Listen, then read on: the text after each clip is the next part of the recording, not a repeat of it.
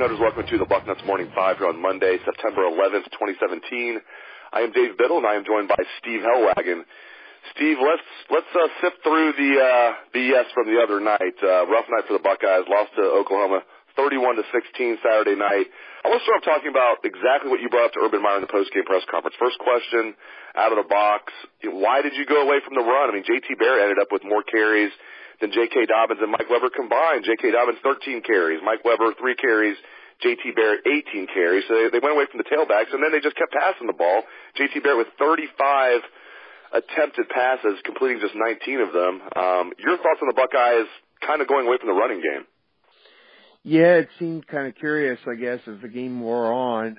J.K. Dobbins had done a pretty good job early on, and Weber had gotten in there and had a couple nice runs, although it seemed like he may have injured himself or maybe re-injured his hamstring, although he was able to come back later in the game and had a nice run in the second half. So, you know, I don't think there is any one-size-fits-all answer for what went wrong and what they need to fix. I think at various times it was different things, and I think in a nutshell, the offense was almost too predictable at times.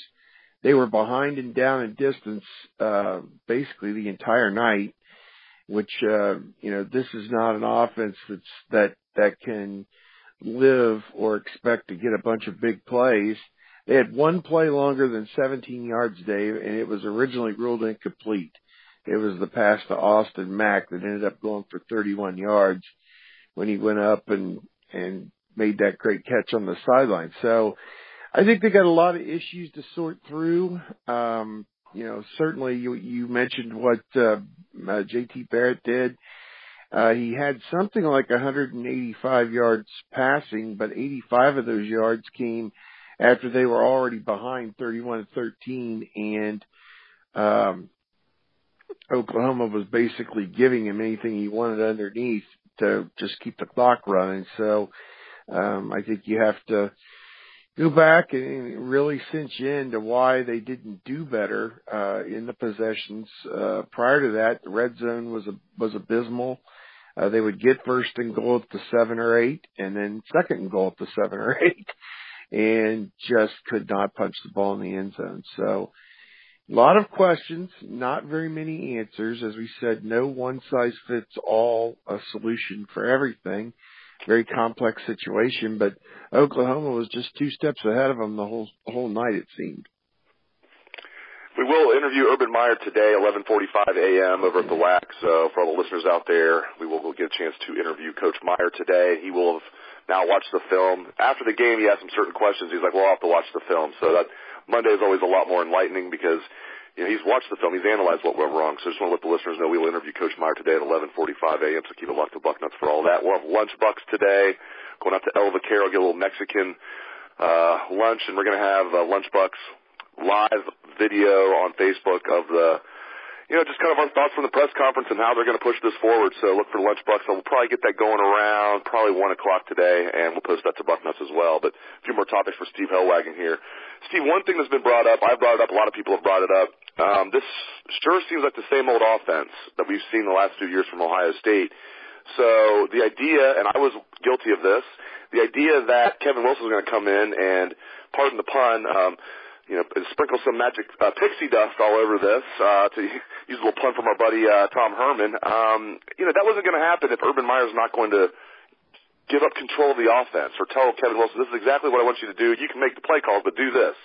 It looks to me like this is still the same old offense, and Kevin Wilson is not having the type of impact that I thought he would. But I don't know if that's his fault. I feel like this is just the same old offense, and he doesn't have the type of autonomy that he needs to have. Just what's your thoughts on all that? Yeah, I think unless we can get a straight answer from somebody, it's hard to know. I know that Kevin Wilson, a very refreshing move, showed up at the game and said it was just a very, very bad showing by the offense coaches, and put the blame squarely on himself. I think the question is, Urban has always said, well, it's the Ohio State offense. It's not my offense. It's not Kevin Wilson's or Ed Warner or whoever. It's the Ohio State offense. Well, I think that maybe they need to deconstruct the Ohio State offense and go back through and figure out what is working, what is not working, and tailor the plan accordingly, because as you said, and I said a moment ago, I think it's become almost too predictable what they're going to do. At various times, they seem very limited in what they can do. Of course, when you have a quarterback who is not able to throw down field, I mean, there were two glaring instances to me. Terry McLaurin was 2 steps behind the defender on the post route, and JT put way too much air under the ball, and the defensive back recovered and batted the ball away. That was one. That's got to be completed 100 out of 100 times when he is 2 full steps behind the defender wide open. I almost didn't even look when it was going on live, just figuring, well, that's going to be a touchdown, and it wasn't. And then late in the game, as I said, Oklahoma was, playing a zone, letting them do whatever. Paris Campbell found an open pocket in the zone, just beyond the left flat, probably about 15 yards downfield.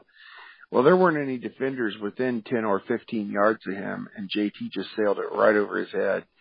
Once again, that's got to be completed 100 out of 100 times. So until you can make just even the routine, and I don't know that a 45-yard bomb or whatever that was, McLaurin, is routine, and maybe I'm off and saying 100 out of 100, but you can't make a routine 15-yard out throw to Paris Campbell, then you got serious issues. And it's going to continue to sputter against good teams until they get some of this stuff figured out. And that's the thing, we won't know anything until like the Penn State game. So like they don't have any really, true challenges until then, in my opinion, and we won't know until then. And so we're not going to learn much against Army and UNLV and teams like that. So this was going to stick with the Buckeyes for a while, and I'm sure JT Barrett's going to look good against teams like Army and UNLV. And I know Urban Meyer was asked about this, Steve, after the game. Like, would you even consider making a change? He said, no, JT's our quarterback. Just give me your thoughts on that. I mean, I don't see JT getting benched, but just, I know fans are upset. Fans, feel like there should at least be a guy that's mixed in. Now, fans, I think, would be upset if they did a 2-quarterback system, but just looking at our message board, Twitter, radio shows, everything, Ohio State fans are fed up with the passing game. I just want to get your thoughts on that. Do you think JT Barrett is in danger of losing his job despite what Urban Meyer said the other night? Well, I think that's a complex issue, and let's look at our buddies out at Indiana. Richard Legault went out to Virginia after having a career game in a loss to Ohio State, and he started out 3 of 10 with an interception or something, and Tom Allen yanked him and put the young kid in, Peyton Ramsey, I think is his name. Put him in. He's the little guy that got in there and was running around against Ohio State. Well, he went 16 of 20. Indiana didn't screw around and say, well, Richard Legault threw for 400 yards last week. He's a sacred cow. They didn't mess around. They put the other guy in the game and got him some seasoning, and lo and behold, they wanted for them what I consider a big game on the road at Virginia, an ACC opponent. So maybe there's a blueprint right there, but the problem at Ohio State is Joe Burrow was not 100%, and he would have been the next guy in.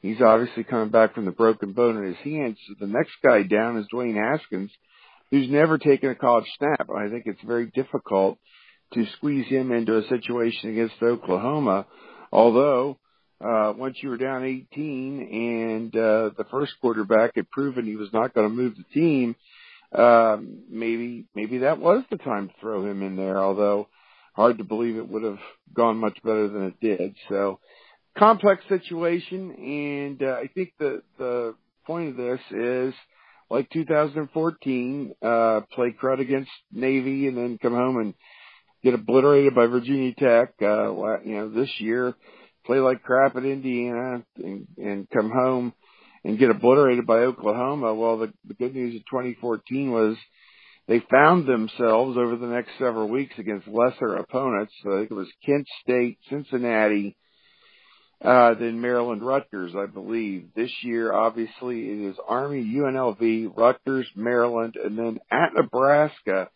which they were behind 42-14 at halftime against Oregon. I wrote this in the first look column.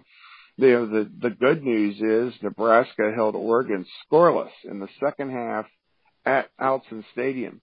But you know what the bad news was? They were outscored 42-14 in the first half. So they made a comeback. They got it to 42-35. Maybe by week 7 or 8 they'll be competitive, and that'll be a tougher game. But long way around the bend is they've got a month, as you said, really 6 weeks to get this sorted out till they play Penn State. And that's going to be the key game, obviously, at this point in the season, because another loss will probably just take them certainly out of national championship hopes, and definitely, put a crimp in the Big Ten, and even think about championships after that pitiful performance. Maybe the Big Ten's still in play. Everyone is, heck, I saw ESPN had bowl projections, and there's no Big Ten team in their bowl projection as of today, or in the playoff. They've got, the ACC with Clemson, the SEC with Alabama, the Big 12 with Oklahoma, and the Pac-12 with USC. I don't foresee all 4 of those teams going undefeated, but Ohio State is certainly behind Oklahoma in any consideration at this point. No doubt about it, on the outside looking in now, but as you mentioned, they have the blueprint looking right at them from 2014, so they know what they have to do. Great stuff from Steve Helwagen. Really appreciate your insights, Steve, and thanks to all listeners out there for tuning into the show. Again, Urban Meyer today, 11:45 a.m., and then we'll do Lunch Bucks about 1 p.m., maybe a little bit before then, maybe about 12:45, but again, that'll be on Facebook Live, and we'll also put that on Bucknuts.com. So thanks again to Steve Helwagen, and thanks to all the listeners out there. Hope you have a great day. Let's hear that Buckeye swag, best damn band in the land.